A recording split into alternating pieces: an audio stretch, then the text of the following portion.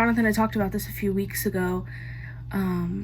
He just kind of said like the basis of what we're doing here and what we're trying to do, and that he just wanted me to talk about, you know, my worship experience, what I've learned. I mean, I've been on the team for 3 years, and I've learned a lot about myself, but I've also learned a lot about my relationship with God and my relationship with worship, honestly. And I wasn't sure exactly what I wanted to talk about, but I knew that I wanted to be honest. I knew that I wanted to be very candid in how I related to it. And in honesty, I haven't picked up my Bible in a little bit. I didn't want to seek God because I felt slighted.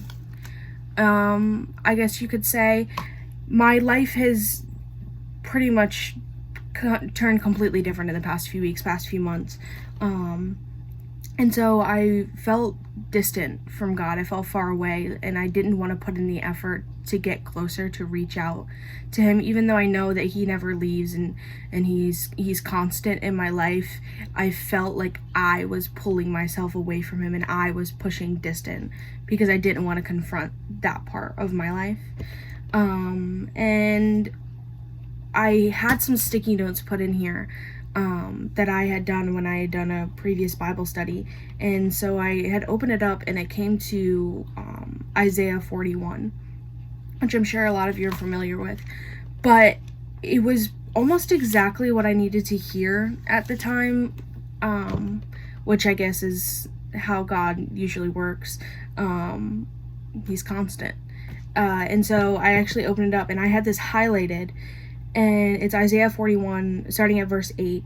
But you, Israel, my servant, Jacob, who I have chosen, descendant of Abraham, my friend, I brought you from the ends of the earth and called you from its farthest corners. I said to you, you are my servant, I have chosen you, I haven't rejected you. Do not fear, for I am with you. Do not be afraid, for I am your God. I will strengthen you, I will help you, I will hold on to you with my righteous right hand. So for somebody who felt like they were so distant and far away from God, and I felt like I was walking in the call for my life, and I know that worship is my heart. I've always had a heart of worship. But for somebody who felt so distant, to open up to a verse where God is referring to him as his friend and saying that he has chosen you and he hasn't rejected you and he is always with you and he will help you, to think that God Almighty becomes so personable when you need him. He becomes a friend when you need him, and he is always exactly who you need when you need it.